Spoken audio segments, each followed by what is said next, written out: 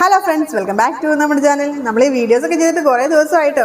അപ്പം ഞാൻ ഇന്ന് വന്നിട്ടുള്ളത് എൻ്റെ വീഡിയോയുടെ കാര്യം പറയാൻ വേണ്ടിയിട്ടല്ല, വേറൊരു കാര്യം നിങ്ങളുടെ എല്ലാവരുടെയും ശ്രദ്ധയിലേക്ക് പെടുത്താൻ വേണ്ടിയിട്ടാണ് ഞാൻ ഈ വീഡിയോ ചെയ്തത്. അപ്പോൾ അതെന്താണെന്നല്ലേ, വേറൊന്നുമല്ല കേട്ടോ. ഞാൻ ഈ വീഡിയോസൊക്കെ കാണുന്നത് ഈ 10 മണിക്ക് ആ ഒരു സമയത്താട്ടോ. എനിക്ക് അപ്പോഴാണ് സമയം കിട്ടുന്നത്. ഞാൻ ആ സമയത്താണ് കൂടുതലും മൊബൈൽ യൂസ് ചെയ്യാറുള്ളത്. അപ്പോൾ ഞാൻ കുറച്ച് ദിവസങ്ങളായിട്ട് ഞാൻ ഈ 10 മണിക്ക് ശേഷം നമ്മുടെ മൊബൈലിൽ ഇങ്ങനെ വീഡിയോസ് ഇങ്ങനെ സ്ക്രോൾ ചെയ്ത് പോകുന്ന സമയത്ത് ഒത്തിരി ലൈവ് പോകുന്ന ആളുകൾ ഞാൻ കണ്ടിട്ടുണ്ട്. ലൈവൊക്കെ നല്ലതൊക്കെ തന്നെ, ഈ പറയുന്ന പോലെ നല്ല ലൈവ് ചെയ്യുന്നവരുണ്ട്, ഫാമിലിയൊക്കെ വെച്ചിട്ട് നല്ല ലൈവ് ചെയ്യുന്നവരുണ്ട്, അതുപോലെ തന്നെ നല്ലതല്ലാത്ത ലൈവ് ചെയ്യുന്നവരുണ്ട്. നിങ്ങൾക്ക് മനസ്സിലായി കാണുമെന്ന് ഞാൻ പ്രതീക്ഷിക്കുന്നു. അപ്പോൾ എനിക്ക് ആദ്യം പറയാനുള്ളത് ആ ലൈവ് ചെയ്യുന്നവരോടാണ്. നിങ്ങൾക്ക് ഇതിൽ നിന്ന് എന്ത് സന്തോഷമാണ് നിങ്ങൾക്ക് കിട്ടുന്നത്, അല്ലെങ്കിൽ നിങ്ങൾ എന്ത് മെസ്സേജാണ് നിങ്ങൾ ഈ സമൂഹത്തിന് കൊടുക്കുന്നത്, ഈ പിഞ്ചു കുഞ്ഞുങ്ങൾക്ക് നിങ്ങൾ എന്ത് മെസ്സേജായി കൊടുക്കുന്നത്? നിങ്ങളുടെ ഈ ശരീരം എക്സ്പോസ് ചെയ്യുന്നതുകൊണ്ട് നിങ്ങൾക്ക് എന്ത് നേട്ടമാണ് നിങ്ങൾക്ക് കിട്ടുന്നത്? കുറച്ച് പൈസ കിട്ടും, അതാണോ നിങ്ങളുടെ ലക്ഷ്യം? അത് മാത്രം മതിയോ? നിങ്ങൾക്ക് വേറൊരു കമ്മിറ്റ്മെൻറ്റും നിങ്ങൾക്ക് ഈ സമൂഹത്തിനോട് നമ്മളുടെ കുഞ്ഞുമക്കളോടും ഇല്ലേ? എനിക്കറിയാൻ പാടില്ലെന്ന് ചോദിക്കുക. എൻ്റെ വീഡിയോസ് കാണാൻ നിങ്ങളത് തന്നെ ഒന്ന് ആലോചിച്ച് നോക്കി. നിങ്ങൾ ഈ മൊബൈൽ സ്ക്രോൾ ചെയ്ത സമയത്ത് നിങ്ങൾ കണ്ടിട്ടുണ്ടോ ഇങ്ങനത്തെ ലൈവുകൾ? അതിലും ദിവസം എന്താണെന്ന് വെച്ചിട്ടുണ്ടെങ്കിൽ ഇവരുടെയൊക്കെ ഈ വീഡിയോസ് കാണാൻ വേണ്ടി എത്ര പേരായി ഉറക്കവും കളഞ്ഞിരിക്കുന്നതെന്ന് അറിയാമോ? അതിൻ്റെയൊക്കെ വ്യൂസ് കണ്ടിട്ടുണ്ടെങ്കിൽ നമ്മൾ തന്നെ ആലോചിച്ച് പോകും, ഇത്രയും ആളുകളൊക്കെ കാണുന്നുണ്ടല്ലോ.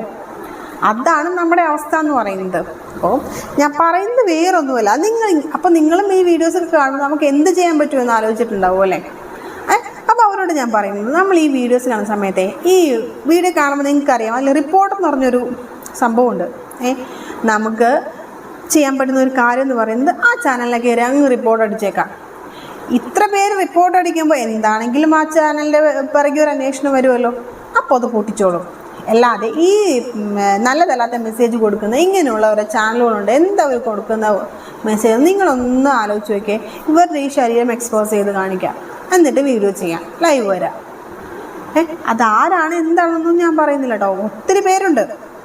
ഞാൻ അത് പ്രൊമോട്ട് ചെയ്യാൻ വേണ്ടി ഇരിക്കുന്ന ആളുമല്ല. എൻ്റെ ചാനൽ കൂടെ അവർക്ക് എന്താണെങ്കിലും വ്യൂസ് കിട്ടണ്ട.